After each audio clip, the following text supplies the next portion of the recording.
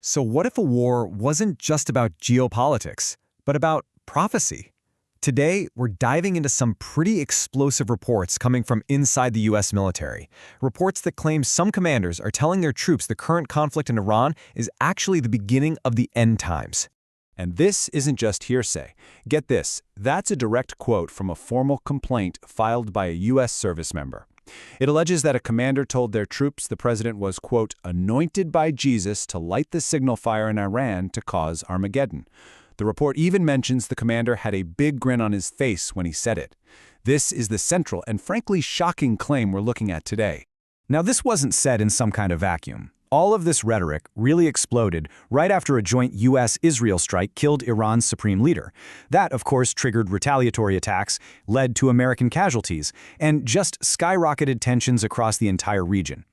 It's in this really chaotic moment that prophecy seems to have entered the battlefield. So you might be wondering, was this just one commander going rogue? Well, the evidence that's been pouring in suggests this is far from an isolated incident. Let's take a look at what the reports from the front lines are actually telling us. A watchdog group called the Military Religious Freedom Foundation, or MRFF, which defends the separation of church and state, has just been flooded with messages. So far, they've gotten more than 110 individual complaints from service members about this very specific holy war kind of talk. And these complaints aren't just from one or two bases. This idea of a divine plan, these justifications for the conflict, have apparently popped up in at least 40 different military units. And those units are spread across 30 different installations all over the globe involving every single branch of the U.S. military. So the big takeaway here is that this doesn't seem to be about a few rogue individuals. The data really points to a widespread systemic issue. But this kind of messaging doesn't just come out of nowhere. It's happening at the same time as a much broader, top-down cultural shift within the military, a trend some people have started calling the new Christian army. And you can actually see how this is playing out. Under the current Defense Secretary Pete Hegseth, recruitment ads have started quoting scripture. We're seeing voluntary prayer sessions, sometimes with pretty controversial pastors, being held right inside the Pentagon. And even official events are now being closed with prayer on a regular basis. So a very clear tone is being set from the very top. So what is the specific theology that's driving this holy war message? To really get a handle on the ideology here, we have to look at a pretty powerful movement known as Christian Zionism.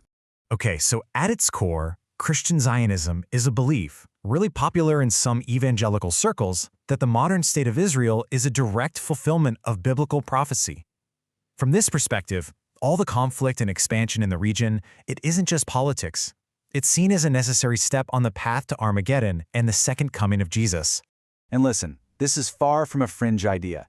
You have incredibly influential leaders like megachurch pastor John Hagee who are actively preaching this to massive congregations. They're even using these slickly produced videos to frame current events in the Middle East as a clear sign that we are approaching the end times. This belief has also worked its way into the highest levels of politics. The U.S. ambassador to Israel, Mike Huckabee, has openly said that Israel has a divine right to land in much of the Middle East. It's a really clear example of this ideology directly shaping foreign policy. But, and this is a really critical point, not everyone in uniform is on board with this message. And that brings us to the dissent that's happening within the ranks themselves. What's so crucial to understand is that a lot of those 110-plus complaints, they actually came from Christian soldiers.